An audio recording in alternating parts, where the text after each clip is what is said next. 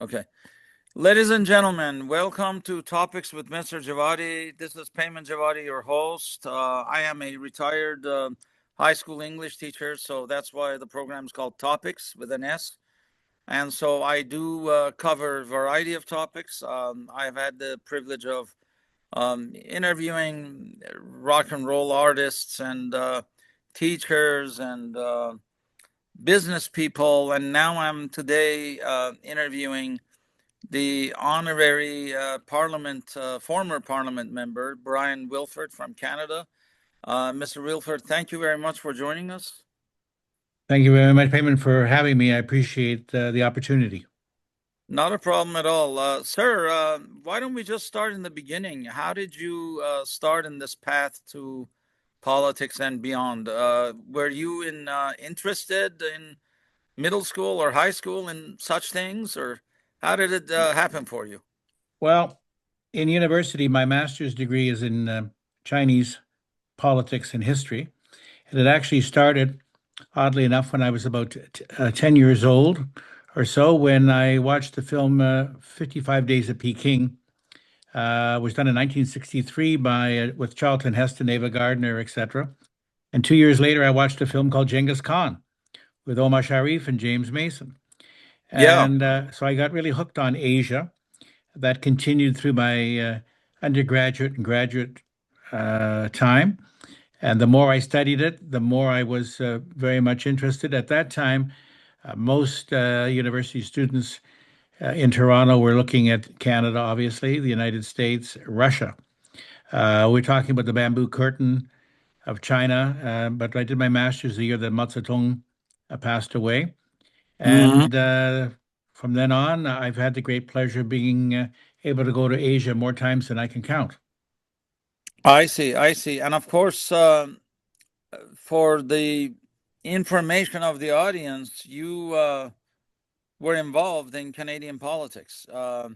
Yes, I Yes. was a city councillor in Richmond Hill, Ontario, for 12 years. I became the national president of all the municipalities in Canada and the national president of the Canadian Parks and Recreation Association. That led me to frequent meetings with federal cabinet ministers. And then in 1997, I had the great pleasure of going with the Right Honorable Jean Chrétien on what we call Team Canada mission, which included all the premiers of the provinces of Canada, municipal leaders, etc., business people, about 500. We went to South Korea, the Philippines, and Thailand. I met with the premiers and the prime minister in the Philippines to push for an extended infrastructure program. Out of that, I ran for the Liberal Party of Canada under Mr. Chrétien in 1997. I was fortunate enough to win that election, and then subsequently four others. I became the junior minister of environment under the Right Honorable Prime Minister Paul Martin, and I have been the shadow minister in opposition, both as shadow minister for national defense, which took me to Afghanistan three times, and foreign affairs. So from that, I was able to have a fairly lengthy career, 26 years in politics. And I have to say that I had been able to interact with many uh, leaders around the world, politicians, business people, and letting them know that there is a different voice on the North American continent, that Canada obviously is different in how we approach things.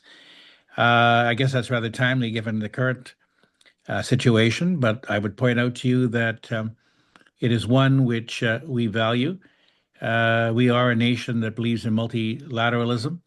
And for your audience, when the UN was founded, we were the only country at that time to sit on all the committees of the UN. And Humphreys, who was the diplomat who actually wrote the international charter dealing with human rights. Well, in my humble opinion, I see Canada as really, really, really the closest to us in the U.S. Because we're both on this side of the ocean. We're both American. And your affairs concern us and vice versa. And so I see us as, in a sense, family. And I just feel that the awareness of what goes on in Canada is significant for us down here. Um, and so, one question that I have for you at the moment is, having been in the Canadian Parliament, which is a great honor, uh, what is your view of, just in generality? And we're going to get to Asia in just a short while. But what is your view in generality of, I guess, the difference, the contrast between Canadian politics and American politics? Well, you mentioned family, and at the moment, I would humbly suggest that it's a very dysfunctional family if we were to determine that it's a family at all. The current administration has been less than uh, friendly. I mean, when there's an old joke here that Robin Williams told, which was that he thinks of Canada as having a classy apartment above a meth lab. The reality is, you wouldn't find a better partner, both in terms of trade, in terms of relations generally. We were there for you in Afghanistan. We were there for you at 9/11. Without hesitation, all of the planes that were diverted that came to Gander, Newfoundland, as an example, no, everyone was taken in. The Iran situation, where in 1980 we were able to get American diplomats out secretly. But the current state of affairs is very unfortunate because the largest trading partner the U.S. has is Canada. Many people think that they get more oil from Saudi Arabia. That's not true. It's Canada. Their Mm-hmm. lumber, 50% comes from Canada, 70% of aluminum comes from Canada. And so the current trade situation is very unfortunate. Obviously, we would like to get a deal done. It is not, in the words of the president, he thinks it's extremely one-sided, which is rather strange since he signed the original CUSMA deal or the USMCA. For us, um, I will tell you that we've taken it personally, which is why 40% drop in tourism to the United States. I know that many provinces, well, pretty well, I think 8 out of 10 have now taken American liquor off their shelves in retaliation. That was a response to American tariffs. It was not something that we did unilaterally because we wanted to. It was because of the trade practices to the south. So at the moment, we want to get a deal. You may know that the Gordie Howe Bridge between the city of Windsor, Ontario, and Detroit, Michigan will open up on Monday officially. We're very excited about that, but there will not be a joint celebration, given that now the president has indicated he wants to put a 50% tariff within the next 28 days on top of so many items. So that is unfortunate. Canadians are as some people say, if you pick on Canadians, then you don't have any friends because Mm-hmm. we're not the type of people that Mm-hmm. respond um, usually in a very negative manner. But I will tell you that Canadians are very different, and they take their politics seriously. We are more of a consensus building politics. It's unfortunate at the present time what we see going on. My connection with U.S. politics goes back to my university days when I actually worked with a very good friend of mine who became the Lieutenant Governor of Ontario. I worked on the 1972 campaign of Hubert Humphrey, who's probably the best president you never had. Great, one of the most prolific, if not the most prolific, um, individual in the Senate to get legislation through. And it was a great experience for me. I have many current American friends in the United States. And when I go there, I jokingly tell my friends here that I'm doing missionary work, that I'm providing commentary on tariffs. So that's the situation. I know things will pass, but when things are done from a political standpoint, legislation is one thing, structural change is another. And when I see structural changes, that's very difficult Mm-hmm. to get back to where we were. So we'll see what happens. We of course look forward, hopefully, in the next 28 days to getting something signed. Prime Minister Carney has certainly reached out, but it cannot be one way. We are not going to sign any deal, and I wouldn't expect the United States to sign any deal, which is not a win-win. But you Okay. cannot have the United States trade representative say today, as he did before for Congress, that well, we're the bad guys, and it doesn't matter what we do, it won't be enough. And you have many states, including, I'm sure, Colorado, I know, Washington, Oregon, California, Michigan, all across the board, where trade with Canada is significant. And if you Huge, think about if we were huge, yeah. to deal with energy, that would be another good example. But anyways, Huge, huge, yeah. that's something which I apologize, but it really winds up Canadians because they do feel that somehow the family has fractured, and it shouldn't have. Well, God bless you. I pray that it all works out. As you may have guessed, I tend to lean conservative. I'm an independent voter, but I tend to lean conservative. However, I believe that I guess it's the teacher in me. I just believe we need to dialogue, we need to work together. Yes. Conservatives, liberals, I mean, in some ways, I have had well, being a teacher, I've had many, many, many upon many liberal friends and colleagues. Yes. Um, and, dialogue, dialogue. That's what I used to teach in my debate classes, in my public speaking classes.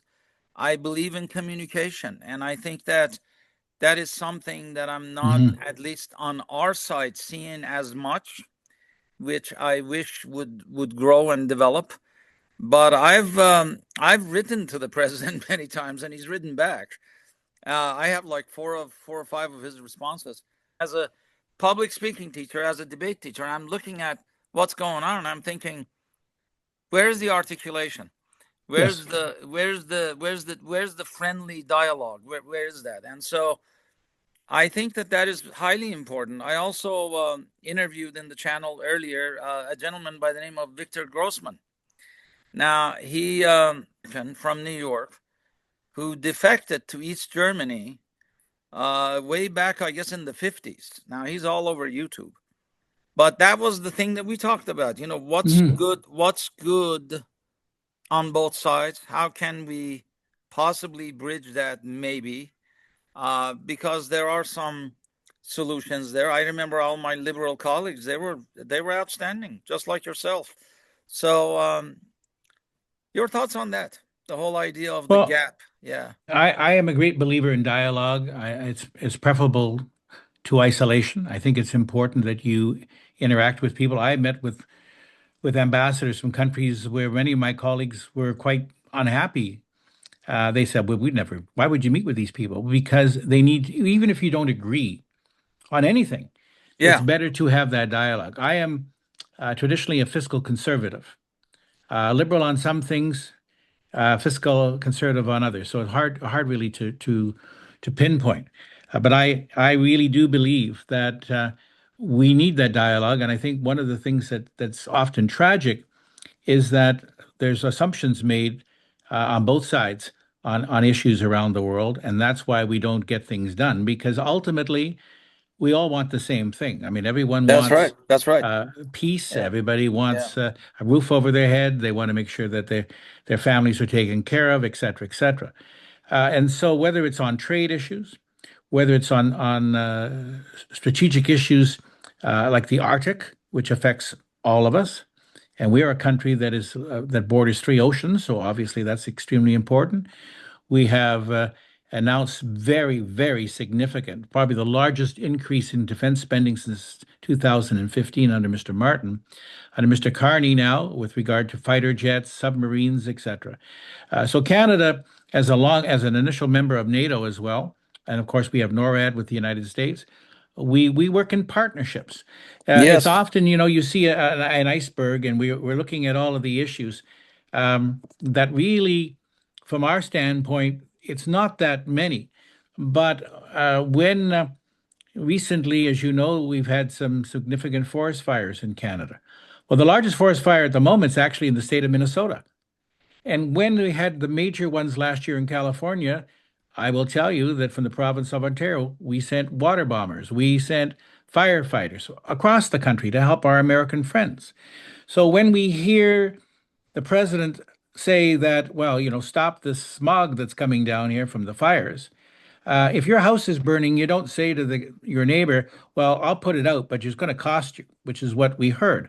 And we found that very troubling because, from our standpoint, we're friends. Well, we used to say friends and neighbors, sorry, friends and allies. Many Canadians now refer to the United States as our neighbors, which is unfortunate because when you have that kind of damage, and remember, it's the American consumer from a lot of these politics that hurts. They're going to Mhm. hurt because of higher tariffs. Tariffs are not, and Ronald Reagan was very clear on that. You can't if you do tariffs, you hurt yourself. And just ask the bourbon people in the state of Kentucky, whose numbers have dropped phenomenally, up to 80% because of they're not exporting to Canada. So I Yes. think politics it has to be engagement. And I have engaged with everyone from, ambassadors from North Korea to, in those days, Sudan, etc. But I agree with you. We need more of that. We need to articulate our positions, but also be prepared to, shall we say, put a little water in the wine sometimes. Yeah, absolutely. I remember, God rest his soul, Governor Lamb, Richard Lamb of Colorado. Yes, yes. Fantastic politician. Fantastic. He was a Democrat. He was, in my humble opinion, he was very independent minded Hmm. and really worked with the business community, but at the same time advanced some of the causes that he believed in. But Yes. he was a centrist, and he worked with people. And I remember that. God bless him. And that's the type of politics that I like to see. And so I wish you all the very best. And you certainly have my efforts and my service and my prayers. Um, Thank you. as we kind of look at your career, which has been phenomenal. When you were in high school, being that this is an academic channel, when you were in high school, what was it that intrigued you about politics? Was that anywhere in your mind or no? It was in my mind from the very beginning, and the reason for that is I could have probably gone into law school, but I thought it was more important to make the law Mm-hmm. rather than execute the law. For Mm-hmm. me, politics permeates every aspect of society. I don't care whether it's a mosque, a church, Mm-hmm. whether it's a business, whether it's an association.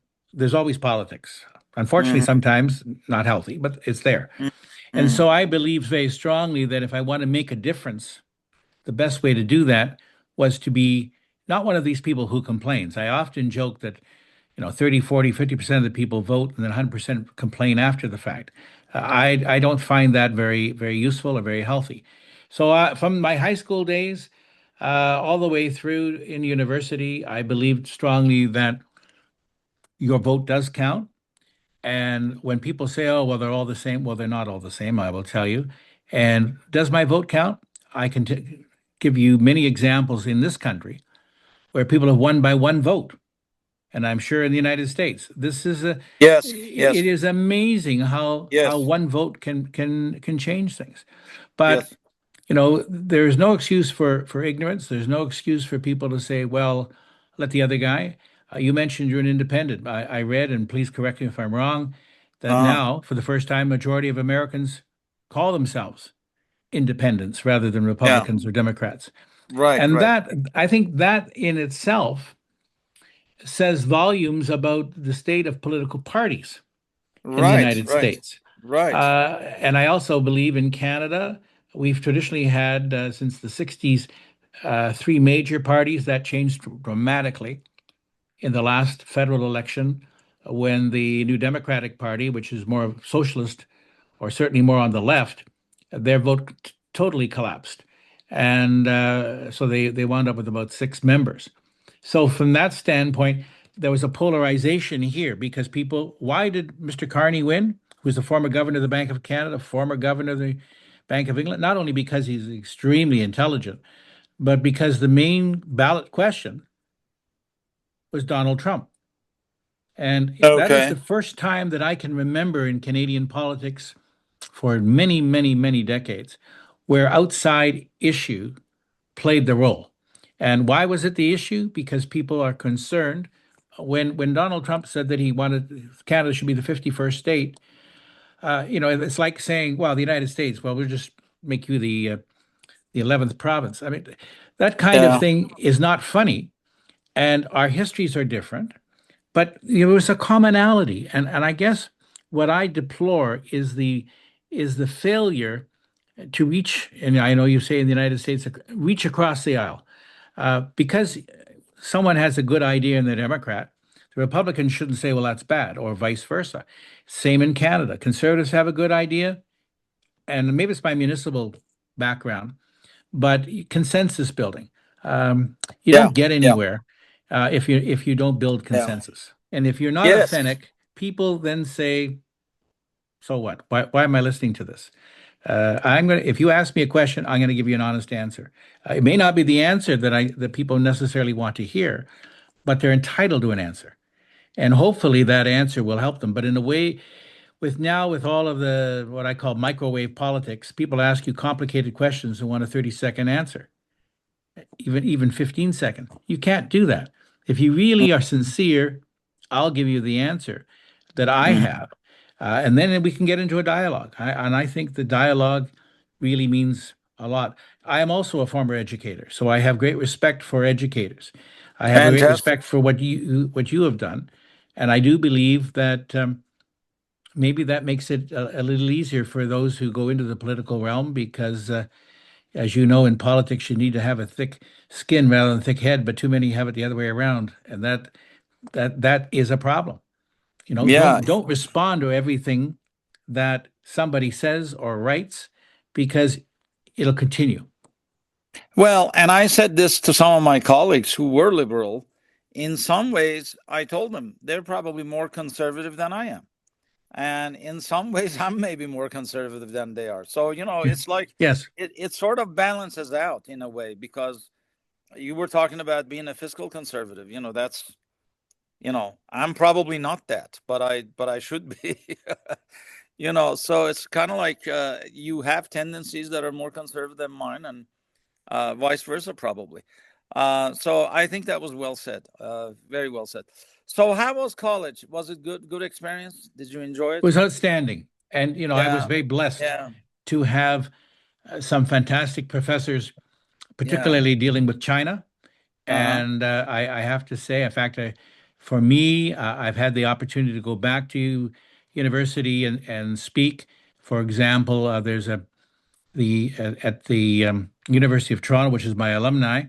I can tell you that there's a center called Global Japan, and Global Japan is an opportunity where I have spoken several times on my experiences dealing with Canada-Japanese relations, and I have had the honor of meeting regularly with the late former Prime Minister Nakasone-san. And Nakasone would meet with me for an hour every time I came to Japan, and I have been to Japan dozens and dozens and dozens of times. And I had then the opportunity to bring our ambassador in who couldn't see him otherwise. Why Okay. Nakasone? Because Nakasone was different than pretty well any other Japanese politician. He was very, in many ways, un-Japanese in terms of, I mean, he was very direct. He would sit there, he'd explain things. And one day I had the honor, he said, I have a surprise for you. And his son came in. And his son at the time was the foreign minister of Japan. And so I have Wow. this Wow. wonderful picture with Nakasone and his Hmm. son. I have met with former president of China, Hu Jintao. I've met with the late king of Thailand, you name it, and I've even met with the queen, not officially the same way, but I remember she was introduced to me, and I wanted to say what's in the purse, but of course you don't do Hmm. that. But I understand that the purse is a prop, Yeah. depending on where she puts it. It's a signal to her staff. But for me, those kind of engagements are really important. But as Prime Minister Chrétien used to say to me, Bryon, everybody puts their pants on one leg at a time. You be respectful to everyone, but remember, they're just like us. They all have their own issues to deal with. And so for me, that was a great lesson. And I certainly kept that in mind when I met people around the world and still do. But I do think that sometimes people don't take the time to really understand what it is we're all about. And that's why I think we have these unfortunate divisions. I've even engaged, you mentioned about Iranian descent. I even, at the time, we don't have relations with Iran now, but the Shah at the time, I fought and got a landed immigrant, a permanent resident, off death row in Iran Yes, yes, because yes, that yes. really was a. People say, well, he's not a Canadian citizen. Why do you bother? Because it's a human being, and he was unjustly detained. I got him off death row, but ironically, when I left the political arena, he went back on death row. Oh, And for me, that's the kind of people that, the I had a good relationship regardless. I mean, there was the dialogue. If I didn't have that dialogue, I wouldn't even got in the door to enunciate what I wanted in this case. And of course, there were some trade-offs that the other side wanted. But ultimately, and I was in opposition at that time. I wasn't in the government, so I just did it as the role that I felt I should have. But I think that that's one of the things that's interesting about international politics is that you can have these encounters, and they do, in many ways, leave a lasting impression on you as to the results. So, in that, and then you get engaged in working with Mongolia. Why don't you just sum up how that's been? My goodness, that's a different country. So how did that well, work? I did my thesis on Mongolia and North Korea within the Sino-Soviet schism Uh-huh. uh, in universities. In Oh, 2010, I should just say to you that Canada recognized Mongolia in 1973. The United okay. States did about a decade later. Then Pierre Trudeau, who was our prime minister, went there, recognized the country. In Yes, yes. 2010, I opened up officially the new Canadian embassy. We already had one, but it was a new one. So I had a delegation in 2010 in Mongolia. And that obviously, in the interim, after I left politics, I became the consul general for Myanmar, for Burma, and that was Burma, under yeah. Aung San Suu Kyi, which is a whole story that we could have to do at another time. But uh, Okay. Aung San Suu Kyi, and then I had was consul general for 9 years, and the opportunity came when a dear friend of mine who I've known for 20 years, who's a diplomat in Mongolia, she came to Canada. And Oya came and she gave me a call and said, one of the things I have to do, Bryon, is deal with Canadian politics. I need your help. That led to some very good discussions. That led me to look at my renewal for Myanmar was coming up. I had always wanted to connect again with Mongolia, and I was fortunate enough that the Mongolian government saw fit to make me their consul just now over 4 years ago. I'm now reapplied, of course, to be that council. And since Canada is the number two investor after China in Mongolia, particularly in the area of mining, which probably is no surprise, Mm-hmm. for Canadians, one of the things that I'm delighted with is that we have finally, after 4 years of my nagging, I guess, we now have direct air link will be established between UB and probably Vancouver. Really important, particularly when you're a landlocked country like Mongolia and you're sandwiched between the Russian Federation and the People's Republic of China. The first one, they was mostly dealing with energy. The second one was a lot of trade issues. And so those kind of air links for a landlocked Yeah. country are critical. So I'm very proud that we've now signed that agreement. And we've also, in the last 2 years, again, very happy that Canada now has a strategic partnership, elevated their partnership called Strategic Partnership with Mongolia. And the United States, of course, is very active also with Mongolia. And that, I think, is very important for Mongolians to know that democracies outside of Asia are paying attention and are doing their best. I mean, obviously there are in a transition from a communist regime to an open, pluralistic, democratic regime, there are issues. But the key is we talked about before, dialogue. We're going Yes, to yes, yes. we're going to be able to talk to these people in ways which um, we haven't done before. Important because it's a society where over 50% are under 35. We're talking a very young society. You're talking a society where a nice colleague, a great colleague there, who's now the Minister for Natural Resources, deal is a he he shepherded a bill through Parliament to make English an official language. And you Okay. can imagine that there was a lot of issues regarding that. So younger people want to learn English. Why? Because it's the language of international trade. It is. So that is It why, is. Oh, you're talking about a yeah. society, 3.5 million, but you're talking about a society where English is becoming more the norm. Talking about a society where they're trying to build their institutions. I'm very, very um, engaged on what I would call institutional governance. We tend around the world, and all countries tend to do this. We worry about building the roof and not the foundation. So we have to build this parliament in Iraq or this parliament here or that. That's all very nice, but if you don't have the democratic values at the local level, it Yeah. doesn't matter. And Yeah. having been to Yeah. Afghanistan 3 times, I'll tell you, when you talk to Afghanistan tribal leaders at the time, and I was there in 2006, 8, and 10, they didn't care what's going on in Kabul. They wanted to know, do they have a clinic here to help their local population? Do they have clean water? There was a road that was being built, I know, outside one village, and they had these massive, massive machinery there, and they were constantly being attacked by the Taliban. And my question was, why? And they said because it takes a couple of locals to assist with that. If we built it on our own, we'd protect the road because it's ours. And I think Yeah. that is something we need to keep in mind. And of course, Yeah. issues like corruption and other things in societies, those are things that I think the United States, Canada, the European Union, and others, Australia can play and do play a key role in some societies around the world. Well, you've touched on a very, very deep subject because, as you can imagine, being ethnically Iranian, my wife's from Kyrgyzstan. Yes. So I have a deep love for that region, as I should, and I do.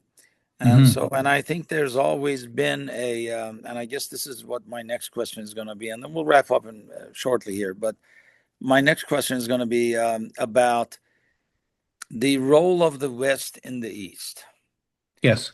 It's been it's been a problem in many ways, and I dare say and humbly say that the East doesn't view West's resume as a very good one when it comes to foreign policy. Um, so I think you're in a very unique situation with what you're doing, and I applaud you for your efforts because you're looking at the foundation, you're looking at the culture, you're looking at the perhaps the misunderstandings, the roots Yes. of the issue, and I just applaud that. I wish there were more people like you because I think that would help solve some of the things that we're seeing. But your thoughts on that? Well, I believe we have, of course, Canada, as a number of nations have an Asia Pacific or Indo now called Indo-Pacific strategy. Hmm.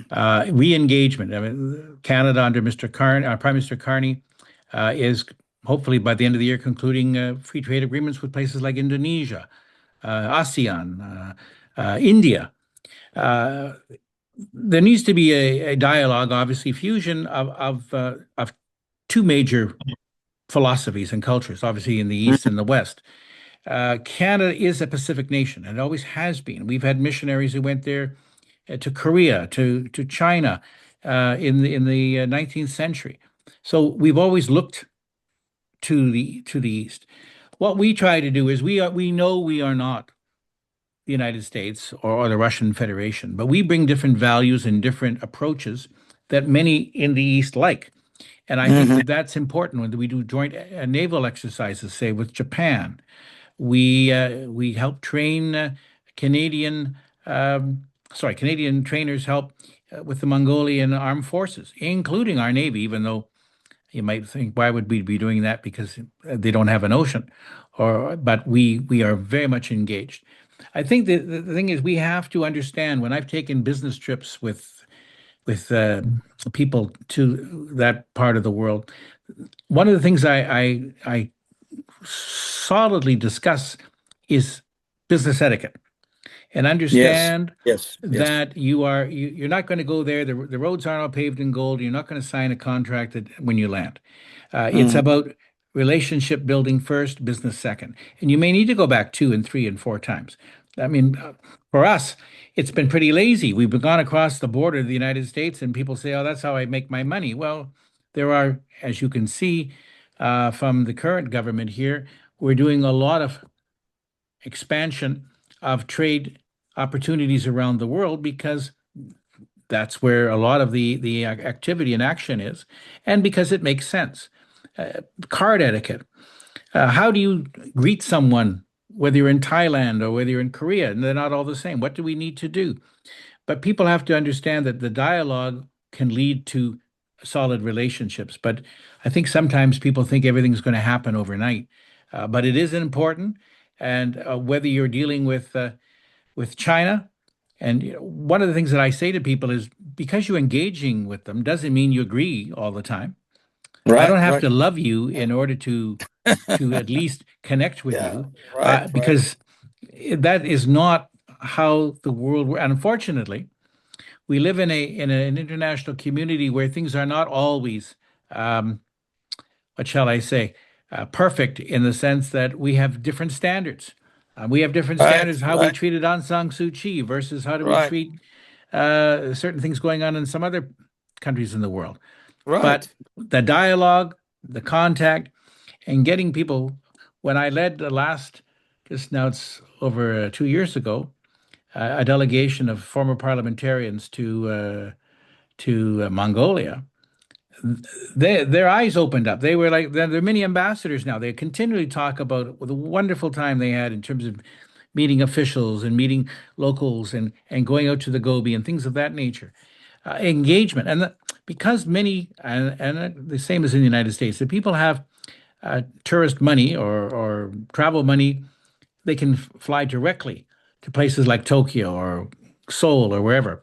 It's not that far then to go to Mongolia, and it's unique compared to anywhere else in Asia. And I think sometimes people forget that that kind of contact is critical. We're getting more Mongolian students who come to Canada. I know at the University of Toronto, where I work with their association of Mongolian students, their English is better than mine. I mean, jokingly, but it's amazing how Yeah. articulate these young people are.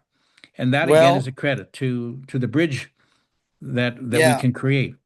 Well, are you seeing progress in those fronts?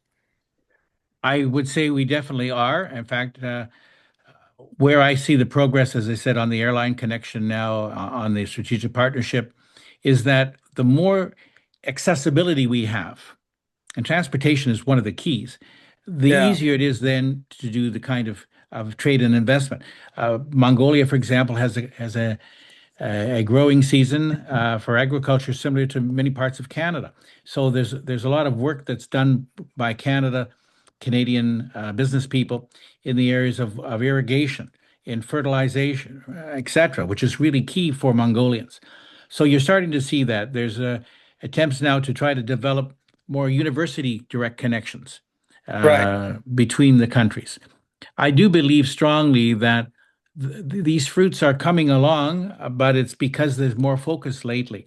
We are a country that believes very strongly that if you open up to places like Mongolia, the Mongolians will reciprocate very strongly. They really look at things such as solar power, wind power. You're talking about a country with about 250 days of sunlight a year. So solar power is a natural.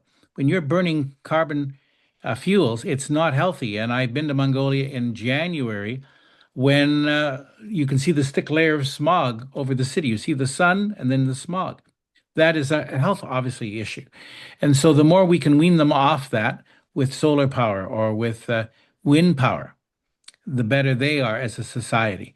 But that's why you have to talk to business people and to government, whether Yeah. it's judicial oversight, parliamentary oversight. We see those things starting to happen. We're talking about a parliament there where transition is coming slowly, but is happening. Who would have thought that just over a year ago, a prime minister would have been removed by public opinion by young people in their 20s who were Mhm. very, very upset about what they saw as a corruption issue. And that Okay. brought down the prime minister. That Yeah. would have been unheard of 50 years ago. But Right. here we are today in a situation where these things are happening. You have a flourishing academic community, and I've spoken at some of their universities. The press, these are really the foundation. So when we go back to the issue of building the foundation of a house versus the roof, these are the things that I think are much more attractive to people. So you've had contact with the people themselves, the Mongolian people Yes. themselves. Uh, Tell me your take on that. How was it? How do you find the Mongolian people? Well, they're very warm. They're very direct. I mean, if a Mongolian says to you no, they mean no. If they mean yes, is that's what they Okay. mean. Right there. Yeah. There's no ambiguity. They are very hospitable. I've been to many yurts out in the Gobi where they greet you, of course, with goat milk at the door. You go in. There's fruit. There's nuts, etc. And they you don't have to always. You have interpreters, obviously, but a lot of times it's just the hand gestures. It's getting on. They offer you to ride a Mongolian horse, and you say yes, and you get on that horse. You talk to children. Children are probably the best in the world when you're able to connect with young people, and they're Yeah. like sponges. They want to learn. They want to do more Oh about boy. Yeah. about your Yeah. country. You hand them a maple leaf. You hand them something. They are just it's quite we give out what we call maple leaf the flag pins. That's a sign of friendship. If I give you a maple leaf pin of the flag of Canada, you're now my friend.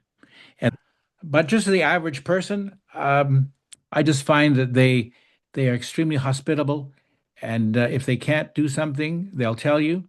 But generally, uh, the whole approach is uh, we're friends, and friends treat friends, which is maybe why we're going back to where we started, with the respect that each deserve. Hey, amen. Excellent. Excellent. Fantastic. So you talked about young people. If some of my former students are watching, or if some of the current students are watching anywhere in the world, what is your advice to that high schooler? Might be 12th grade or 11th grade. They want to be where you are one day. What's your advice to them? How should they prepare? How should they get themselves going? Well, I think that you set a goal, you may have some stumbles on the way, but keep your eye on the goal that you want. Be a good listener. Hmm. Often in politics and in many professions, people talk a lot, but they don't listen.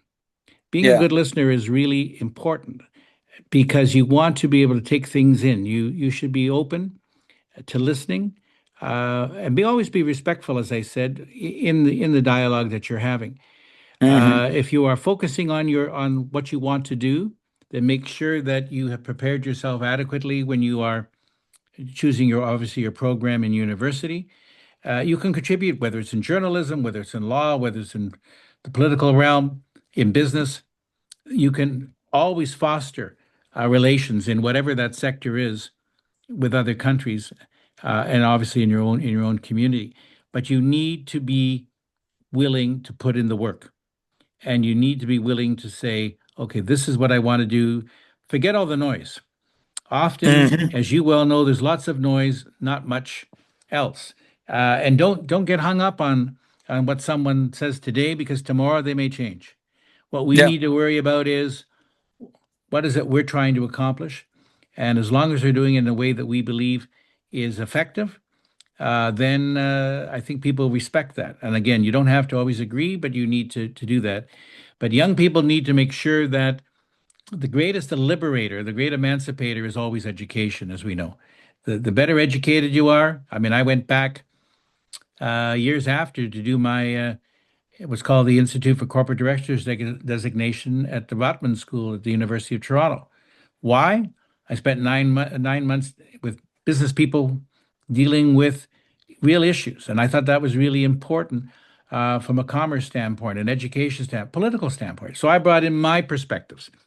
The person who was representing Four Seasons Hotel or Walmart or whatever it was brought in theirs, and that dialogue was extremely effective and useful. So education, again, to young people out there, it doesn't stop because you've graduated high school, you graduated with a bachelor's degree or whatever it happens to be. It's a continually learning process. And there are things out there which probably will surprise you, but never forget your roots. To me, always be grounded. And that grounding, well, used to be, hopefully, in many ways, is your family. And make sure that where they start you off is often I say to people, how you start off is how you're going to end up. Yeah, yeah, you're absolutely right. Uh, Honorary Mr. Wilfert, it's been a pleasure.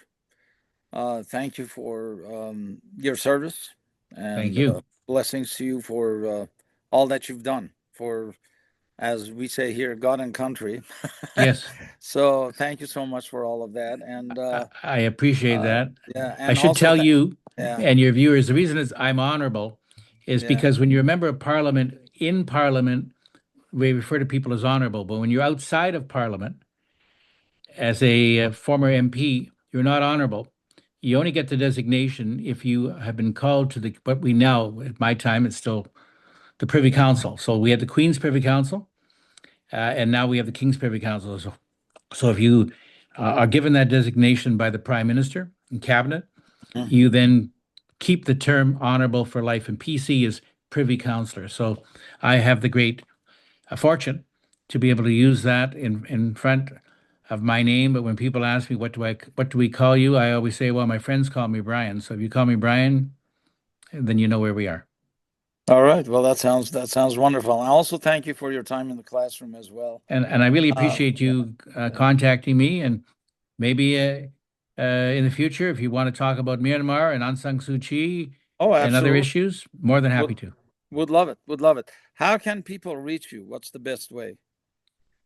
Well, as I say, my website is the one where I post what I'm doing, issues regarding Mm-hmm. Mongolia. That's really probably the best, which, as I said, just do cgmongolia.ca. cgmongolia.ca. That's Okay. the easiest way. All right. Well, and we'll put that in the link. Thank you very And much. I'm on LinkedIn, I'm on Twitter, and I'm on Facebook. Facebook and yeah, Okay. okay. Well, God Thank you bless. again. Thank you.